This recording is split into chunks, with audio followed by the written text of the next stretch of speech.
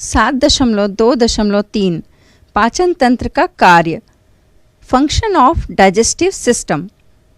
अब तक हमने मुंह में पाचन की प्रक्रिया का अध्ययन किया। आहार नली की भित्ति में श्लेष्मा का स्राव होता रहता है। इसकी मांसपेशियों में क्रमशः संकुचन और फैलाव से भोजन आगे बढ़ता है। इस प्रक्रिया को हम क्रमानुकुंचन पेरिस्टालसिस कहते हैं। गले, अमाशय व छोटी आंत के सिरों में वॉल्व जैसी संरचनाएं होती हैं, जिससे भोजन की निश्चित मात्रा ही आहार नली में आगे बढ़ती है। मुंह से भोजन ग्रसनी फेरिंग्स से होता हुआ एक लंबी नली ग्रसिका इजोफेगस द्वारा अमाशय में पहुंचता है। अमाशय की भित्ति में पाई जाने वाली ग्रंथियों के स्राव में मुख्यतः एंजाइम पेप्सिन और हाइड्रोक्लोरिक अम्ल होते हैं। इससे मुख्यतः प्रोटीन का पाचन होता है। आमाशय में होने वाली क्रियाओं से भोज्य पदार्थ गाढ़े द्रव जैसा हो जाता है। यहाँ से यह छोटी आंत में जाता है। छोटी आंत आहार नली का सबसे लंबा भाग है, लगभग 20 फीट। यकृत और अग्नाशय आहार नली से जुड़ी पाचक ग्रंथियां हैं। इनके द्वारा स्रावित पाचक रस नलियों द्वारा छोटी आंत में पहुंचते हैं।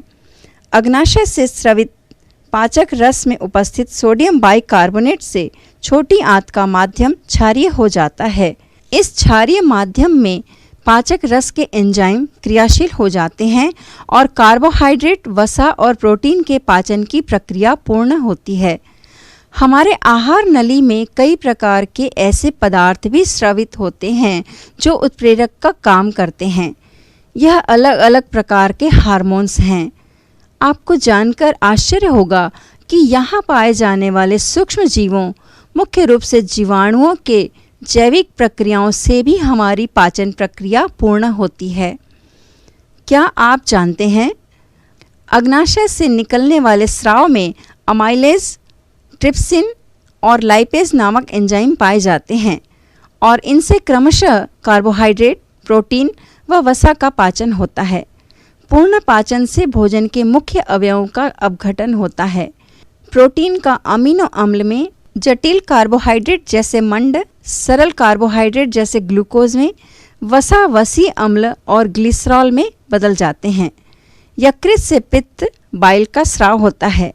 यह स्राव नली के द्वारा छोटी आंत में पहुंचता है। छोटी आंत में वसा की बड़ी गोलिकाएं पित्त के द्वारा छोटी गोलिकाओं में टूटती है, इमल्सीकरण प्रक्रिया द्वारा। इससे वसा पर एंजाइम लाइपेज का प्रभाव बढ़ जाता है। छोटी आंत में पचे हुए भोजन का अवशोषण होता है। इसकी आंतरिक सतह मुड़ी हुई होती है। इन मुड़ी हुई संरचनाओं को हम दीर्घरोम विलयी कहते हैं। इनमें भोजन के अवयवों के अवशोषण के लिए विस्तृत सतह उपलब्ध होती है। यहाँ से पचा हुआ भोजन रक्त परिवहन तंत्र की महीन रक्त वाहिनियों और लसिका वाहिनियों में जाता है। छोटी आंत में जल की कुछ मात्रा भी अवशोषित होती है। जिन पदार्थों का अवशोषण छोटी आंत में नहीं हो पाता है, वह बड़ी आंत में पहुँचते हैं। यहाँ अधिकांश जल का अवशोषण हो जाता है। शरीर की विभिन्न क्रियाओं के लिए जल महत्वपूर्ण विलायक है। अपचित भोजन या मल और कुछ गैसें मल द्वार एनस से शरीर के बाहर निकल जाती हैं। जो भोजन खाते हैं वह हमें ऊर्जा प्रदान करता है। यह भोजन जटिल पदार्थों से बना होता है और ऊर्जा उत्पन्न करने के लिए इसे सरल पदार्थों में तोड़ने की जरूरत होती है। यह कार्य पाचन तंत्र द्वारा किया जाता है।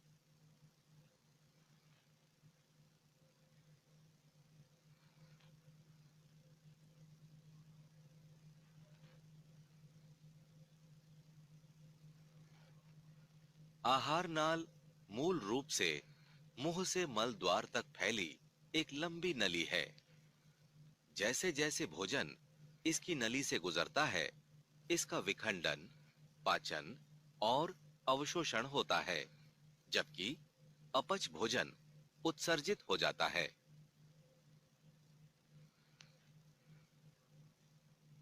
भोजन मुंह में जाता है, जहां यह दांतों के द्वारा चबाया और जीभ की सहायता से लार के साथ मिश्रित हो जाता है। लार में मौजूद एंजाइम लार एमाइलेज स्टार को शर्करा में तोड़ देते हैं।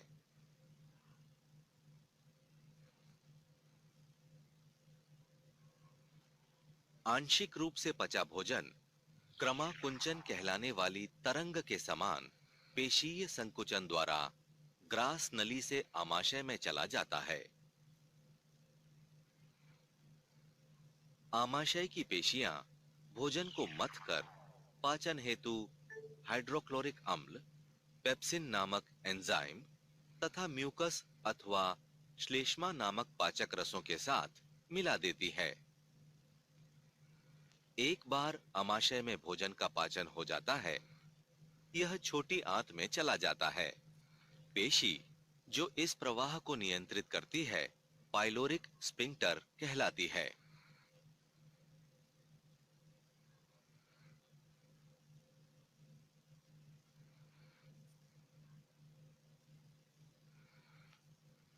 भोजन का पूर्ण पाचन छोटी आंत में होता है, जो 6 से 7 मीटर लंबी कुंडलिका रनलिका होती है।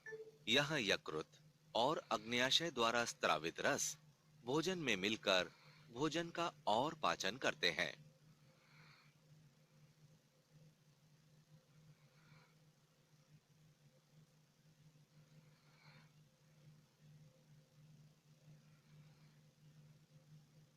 अग्न्याशय रस द्वारा स्त्रावित अग्न्याशयी रस ट्रिप्सिन और लाइपेज नामक एंजाइम से युक्त होता है।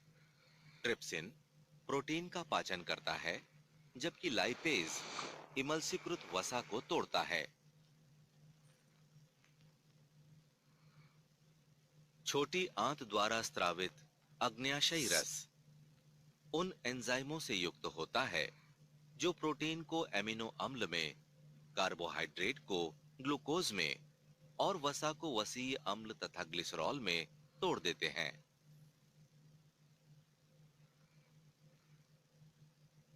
पचा हुआ भोजन छोटी आंत की दीवारों पर असंख्य अंगुली जैसी आकृति वाले अंकुरों द्वारा अवशोषित कर लिए जाते हैं।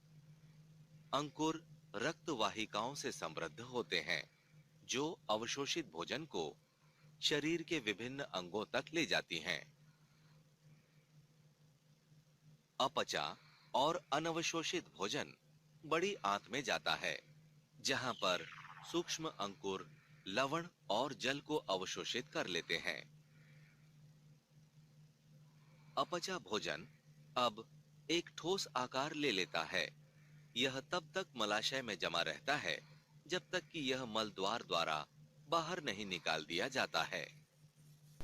क्या आप जानते हैं, हमारी आंतों में एक पारिस्थितिक तंत्र बना हुआ है जिसमें अधिकांश जीवाणु हैं। हमारे आंत में बसे इन जीवाणुओं की जैविक प्रक्रियाओं के कारण पाचन की प्रक्रिया सुचारू रूप से चलती है। भोजन के कई अवयव जैसे कुछ प्रोटीन व विटामिन हमारे शरीर में इन जीवाणुओं की उपस्थिति के कारण उपयोगी स्वरूप में बदल जाते हैं। इनकी जैविक क्रियाओं से ही हमारे आंत में कई गैसें भी बनती हैं, जैसे हाइड्रोजन सल्फाइड, मीथेन, अमोनिया आदि। मनुष्य में जहाँ छोटी आंत बड़ी आंत से जुड़ती है, वहाँ अपेंडिक्स नामक रचना पाई जाती है। संभवतः पूर्व में यहाँ सेलुलोज का पाचन होता था। पचा हुआ भोजन शरीर में कहाँ कहाँ पहुँचता होगा और कैसे? 7.2.4 परिवहन तंत्र से जुड़ी संरचनाएं और उनके कार्य। Structure and function related to transport system. हमारे शरीर में पचा हुआ भोजन तथा कई प्रकार के पदार्थों का परिवहन मुख्य रूप से रक्त एवं लसिका द्वारा होता है। हजारों सालों से लोग यह जानते थे कि रक्त नलियों में बहता है और यह नलियां हृदय से जुड़ी हैं, पर यह धारणा थी कि हर धड़कन के साथ रक्त हृदय से बाहर नलियों से होकर बहता है और फिर हृदय में अवशोषित हो जाता है। आगे चलकर अलग अलग नलियों की भी पहचान और नामकरण हुआ, पर हमारे शरीर में रक्त कैसे बहता है और इसमें हृदय की ठीक क्या भूमिका है, यह काफ़ी समय के लिए पहेली बना रहा। 15वीं से 17वीं शताब्दी के दौरान हुए शोध से शरीर में रक्त के बहाव संबंधी समझ बनी। इसका श्रेय मुख्य रूप से 17वीं शताब्दी के विलियम हार्वे नामक एक चिकित्सक को दिया जा सकता है। उनके लगभग समसामयिक साथी के एक और प्रयोग के परिणाम से यह स्थापित हुआ था कि शिराओं में वाल्व होते हैं जिससे रक्त एक दिशा में बहता है। इस परिणाम से प्रभावित होकर हार्वे ने शरीर में रक्त के बहाव अर्थात परिसंचरण को समझने के लिए कई प्रयोग शुरू किए। इनके एक प्रयोग को आप भी करके देख सकते हैं। क्रियाकलाप 3। चित्र 3b के अनुसार अपने साथी के हाथ का ऊपरी हिस्सा बांध दें।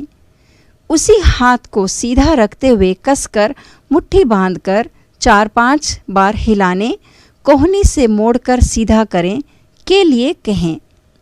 अब उभरी हुई नीली नलियों पर चित्र के अनुसार अपनी अंगुलियों को रखें और दबाव डालते हुए एक अंगुली को कोहनी के तरफ तो एक को पंजे के तरफ सरकाएं। क्या इनके बीच नीला रंग गायब हो गया? अब पंजे की तरफ से अंगुली को हटाएं। फिर प्रयोग को दोहराकर कोहनी की तरफ की अंगुली को हटाएं। रक्त किस तरफ बहता हुआ नजर आता है? इस प्रयोग से हार्वे ने पाया और आपने भी देखा होगा कि रक्त पंजे से कोहनी के तरफ नली में भरता हुआ नजर आता है। अर्थात निश्चित ही ये नलियां हमारे हृदय तक रक्त का परिवहन कर रही होंगी। इस प्रयोग से हार्वे ने पाया कि रक्त पंजे से कोहनी की तरफ नलियों के द्वारा हृदय तक पहुंचता है। उनके अनुसार शिरा वेन वो नलियां हैं जिनसे रक्त हृदय की तरफ बहता है और धमनी आर्टरी वे नलियां हैं जिनसे रक्त हृदय से शरीर के अन्य क्षेत्रों तक बहता है। उन्होंने सुझाया कि हमारे शरीर में रक्त का बहाव एक चक्रीय परिपथ में होता है। शिरा और धमनियों के बीच के संपर्क मार्ग को हार्वे दर्शा नहीं पाए, पर उनकी उपस्थिति को उन्होंने सुझाया था। बाद में इसकी पुष्टि केशिकाओं कैपिलरीज की खोज से हुई। हमारे शरीर में कई जगह शिराओं को त्वचा के नीचे देखा जा सकता है। उनमें बहता हुआ रक्त नीले रंग का प्रतीत होता है, पर वास्तव में यह रक्त गाढ़े लाल रंग का होता है। धमनियों में बहता हुआ रक्त सुर्ख लाल होता है। धमनियों को कुछ ही जगहों में महसूस कर सकते हैं, जैसे कलाई, कोहनी आदि, क्योंकि कुछ धमनियां ही सतही अर्थात त्वचा के ठीक नीचे पाई जाती हैं। चलिए एक धमनी को महसूस करते हैं। बच्चों, जैसा कि हम जानते हैं हमारे शरीर में रक्त पाया जाता है और यह निरंतर बहता रहता है। लेकिन अगर आपको चोट लग जाए, कट फट जाए तो ये रक्त बाहर निकलने लगता है जो हमें लाल रंग का दिखाई देता है। बच्चों, क्या आप जानते हैं रक्त का रंग लाल क्यों होता है? क्योंकि इसमें हीमोग्लोबिन पाया जाता है और इसी हीमोग्लोबिन की वजह से ही रक्त का रंग लाल होता है और ये रक्त हमारे शरीर में नलियों के द्वारा बहता है। चलिए बच्चों, आज हम ये जानने का प्रयास करेंगे कि रक्त का बहाव किस तरफ होता है। क्या ये हृदय से अंगों की तरफ होता है या अंगों से हृदय की तरफ? बच्चों, रक्त की नलियों को देखने के लिए आपको हाथ को कोहनी से ऊपर बांधना है और मुट्ठी को बंद करके रखना है। अब हाथ को 3-4 बार हिलाना है। अब आप देख सकते हैं यहाँ पर रक्त की नलियाँ आपको दिखाई दे रही है। अब हम अंगुली की सहायता से इन नलियों पर दबाव बनाते हैं और एक अंगुली को पंजे की तरफ ले जाएंगे और एक अंगुली को हम कोहनी की तरफ ले जाएंगे। अब आप देख सकते हैं कि बीच में जो नली हरे रंग की दिखाई दे रही थी, इसका रंग गायब हो गया है। अब धीरे से हम पंजे की तरफ की अंगुलियों को छोड़ते हैं तो हम देखेंगे कि रक्त इन नलियों में फिर से भर गया। इसी प्रकार से हम इस क्रियाकलाप को फिर से दोहराते हैं। फिर से दबाव बनाते हुए अंगुली को पंजे की तरफ ले जाते हैं और धीरे से इसको छोड़ते हैं। हम देखेंगे कि रक्त इन नलियों में फिर से भर गया। इसका मतलब रक्त का बहाव पंजे से हृदय की तरफ हो रहा है और इसको शिरा नाम दिया गया। शिराएं रक्त को अंगों से हृदय तक पहुंचाती है। इसके अलावा हमारे शरीर में धमनियां भी पाई जाती है जो रक्त को हृदय से विभिन्न अंगों तक पहुंचाती है। बच्चों, हमारे शरीर में हरे रंग की नलियां दिखाई देती हैं, इसे हम शिराएं कहते हैं। वास्तव में इसका रंग हरा नहीं होता है, इसमें सुर्ख लाल रंग का रक्त नहीं बल्कि गाढ़े रंग का रक्त बहता है, जिसके कारण इसका रंग हमें हरा दिखाई देता है। चलिए बच्चों, हमारे शरीर में शिराओं के साथ साथ धमनियां भी पाई जाती हैं, उन्हें भी हम महसूस करने का प्रयास करते हैं। आप अपने हाथ की कलाई पर अंगुलियों को रखिए, यहाँ पर आपको धड़कन महसूस होगी। इसका मतलब ये है कि जब रक्त हमारे हृदय से अंगों की तरफ बहता है तब ये धड़कन हमें सुनाई देती है। हम इस तरीके से हमारी धड़कन को महसूस कर सकते हैं, इसे हम नाड़ी कहते हैं।